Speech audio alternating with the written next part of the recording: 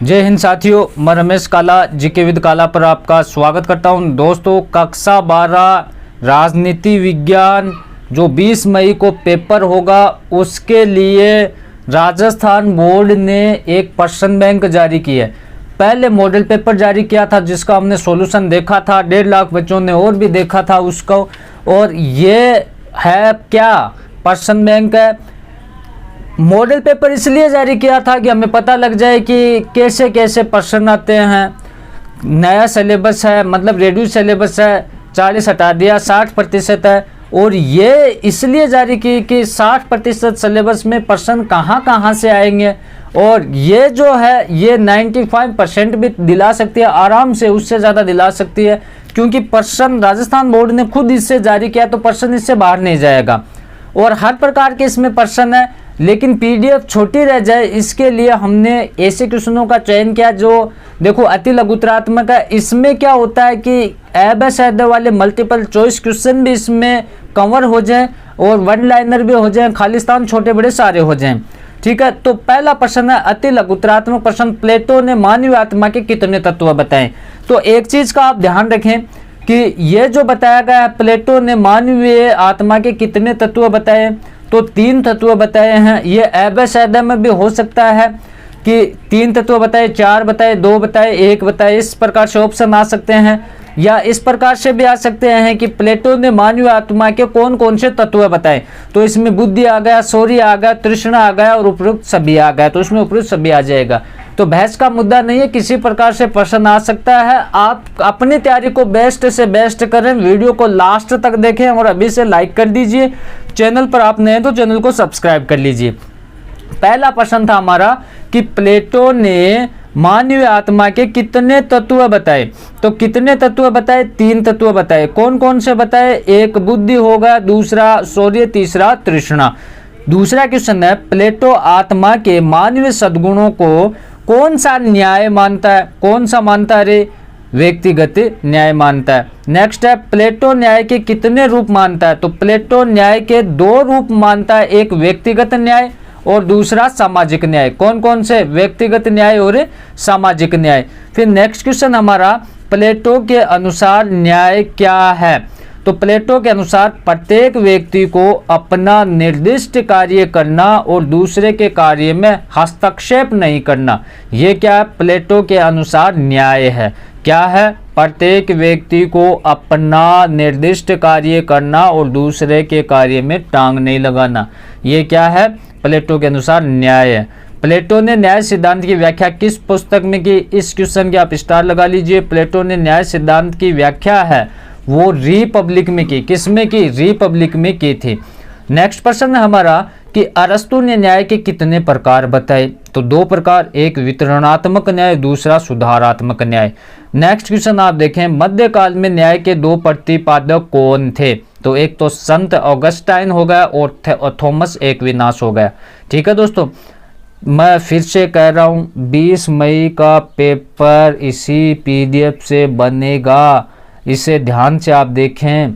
और एक चीज़ है, एक हमारा चैनल और है काला की पाठशाला, इस चैनल की कम्युनिटी में लिंक है, या आप यूट्यूब पे सर्च करके भी चले जाओ काला की पाठशाला, वहाँ पर कक्षा 12 से ही संबंधित मैटर मिलेगा और हिंदी अंग्रेजी इसकी पीडीएफ वहाँ सॉल्यूशन दिया जा रहा है, तो उसको भी आप ज़रूर देखें। तो अज्ञानता के पर्दे सिद्धांत का प्रतिपादक किसने किया, जॉन रॉल्स ने किया। उपयोगितावाद के प्रवर्तक कौन है, जेरम बेंथम है।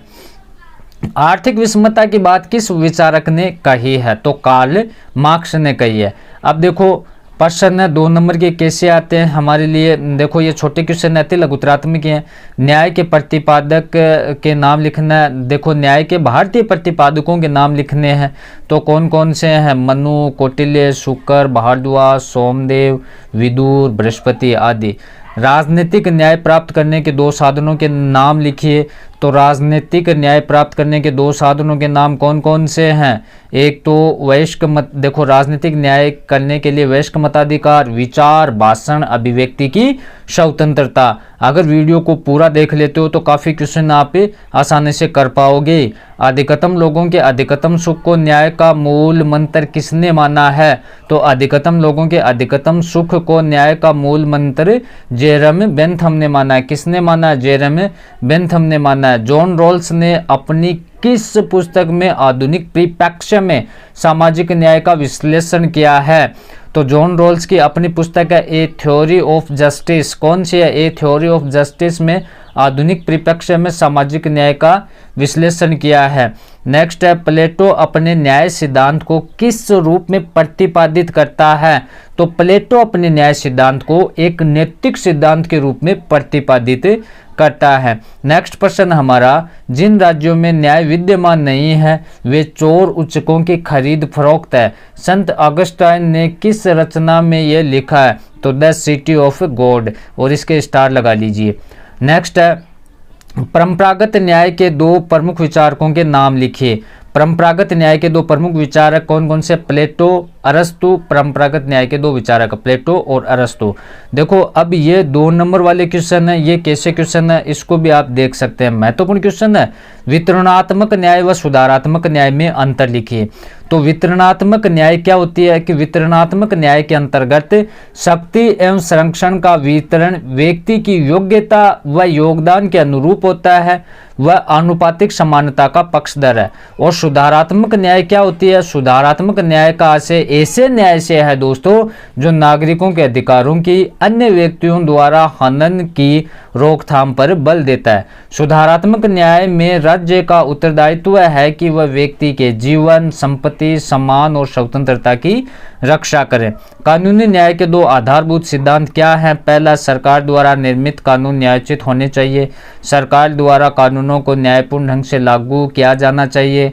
कानून उल्लंघन की स्थिति में निष्पक्ष दंड का प्रावधान होना चाहिए। न्याय के परंपरागत व आधुनिक दृष्टिकोण की तुलना कीजिए।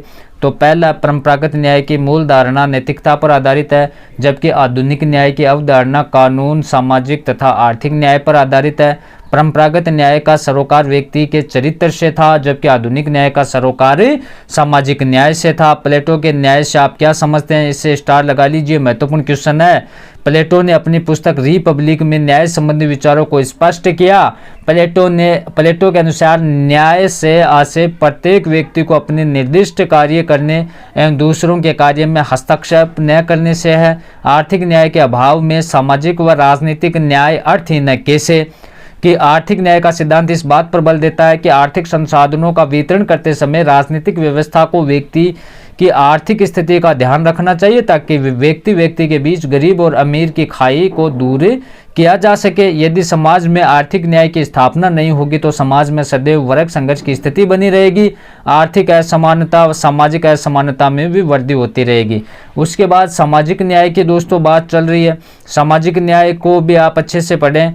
और उसके बाद में प्रश्न है, जॉन रॉल्स संवैधानिक लोकतंत्र में न्याय के कौन से 2 मौलिक सिद्धांतों के प्रतिस्थापना करते हैं? 8 का, न्याय के निम्न रूपों की विवेचना कीजिए। राजनीतिक न्याय, नैतिक न्याय, ये इस प्रकार से ये क्वेश्चन है, इनको आप अच्छे से तैयार करें और इन्हीं में से पेपर बनेगा। आपको पता है मैं और PDF भी लेकर आऊँगा, इसका और पार्ट भी आएगा, उसको भी आप ज़रूर देखें।